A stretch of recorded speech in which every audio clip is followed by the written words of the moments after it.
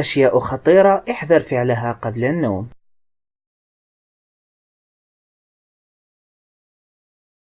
شرب القهوة. الكافيين الموجود في القهوة والشاي هو مثل أي مكون آخر، عند الإكثار منه يحدث ضرر في الجسم وخصوصا قبل النوم، بحيث أن الكافيين يساعد على إبقاء الإنسان مستيقظا لأكبر وقت ممكن. وبحسب العلماء فإن شرب القهوة قبل النوم ب3 ساعات يساعد على تأخير توقيت النوم ساعة كاملة.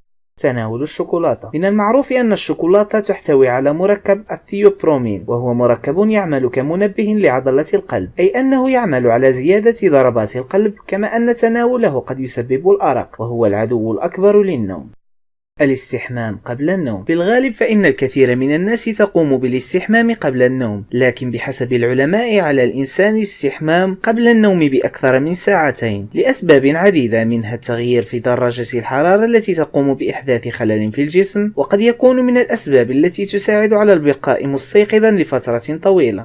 التدخين. الكل يعلم أن التدخين مضر بالصحة ويسبب مشاكل صحية لا يستهان بها، لكن التدخين قبل النوم لا يضر بالصحة فقط، وإنما يسبب أيضا في الأرق، كما أن التدخين من أسباب الشخير، وأيضا يزيد من مخاطر الإصابة بانقطاع التنفس. وبحسب العلماء فإن الشخص عليه أن يبتعد على التدخين قبل النوم ل7 ساعات على الأقل.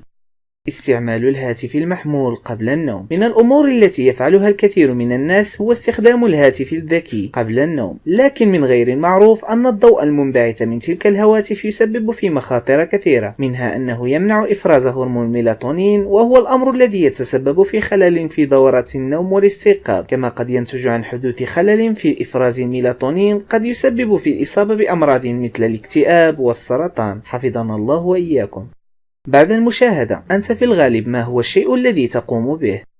وفي النهاية لا تبخلوا علينا بإعجاب لتقييمنا أو تعليق صغير لدعمنا، ولا تنسوا الاشتراك في القناة لتصلكم كل حلقاتنا. إلى اللقاء.